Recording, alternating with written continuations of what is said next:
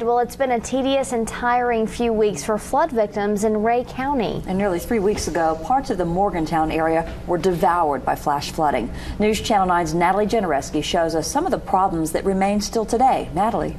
Kim, Latricia, good evening. We've seen Mother Nature physically rip towns apart, but usually they get stronger as a community. Unfortunately, that has not been the case for this small town in Dayton. Gerald Jump is the pastor of this small church on Back Valley Road.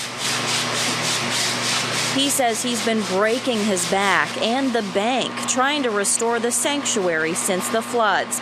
And he's had to do it with the help of his wife and only a few other people. I'm not putting nobody down, not criticizing, but people love one another like they say in these churches. They would help one another.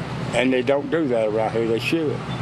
And that's not criticizing them. That's just the way it is. We're more concerned about this than we are ourselves, you know.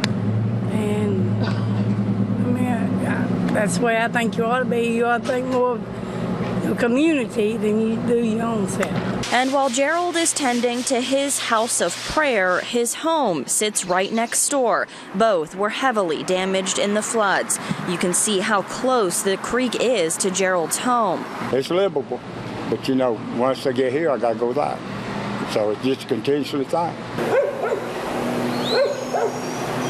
This creek bed is just one of many that flooded immensely nearly 3 weeks ago. You can still find tons of debris along the riverbed, including things like soda bottles, sneakers, and children's toys. There's two creeks right there, and we're right in the middle of those two creeks.